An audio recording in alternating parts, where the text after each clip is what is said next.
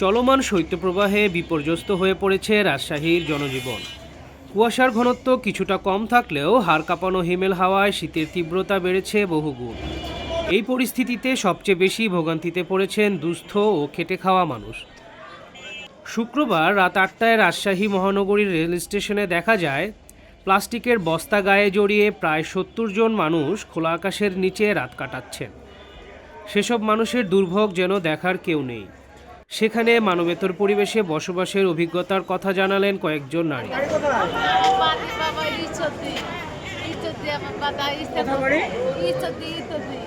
আপনার ঈশ্বর এখানে কেন আপনারা?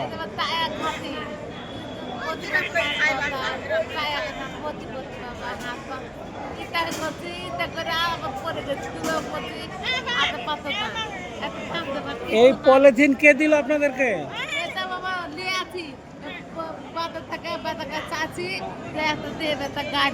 বেটা কি করে?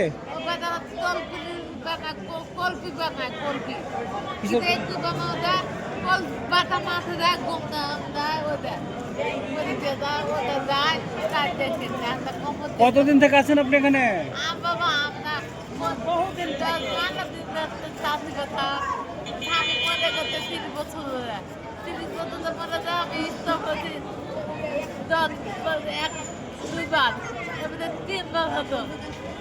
এই পলিথিনটা কে দিল?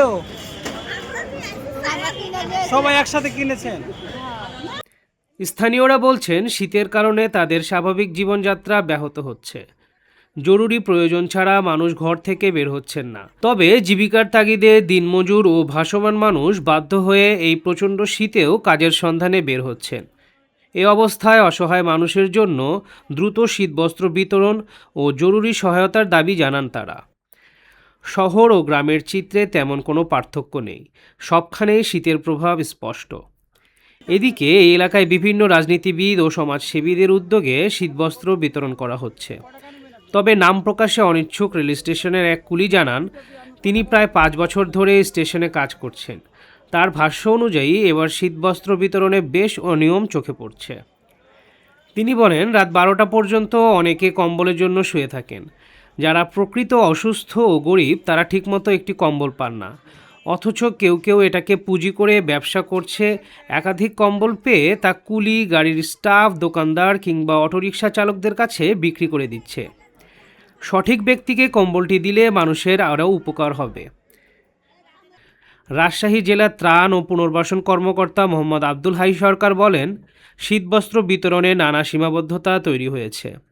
আগে নির্বাচিত জনপ্রতিনিধিরা বিতরণ করতেন, এতে প্রায় ৯৫% প্রকৃত দুস্থ মানুষ সহায়তা পেতেন, কারণ তারা পরিচয় শনাক্ত করতে পারতেন। বর্তমানে জনপ্রতিনিধি না থাকায় সঠিক মানুষ যাচাই করা কঠিন হয়ে পড়েছে, ফলে কিছু ক্ষেত্রে ভুল মানুষ এসবের সুযোগ নিচ্ছে।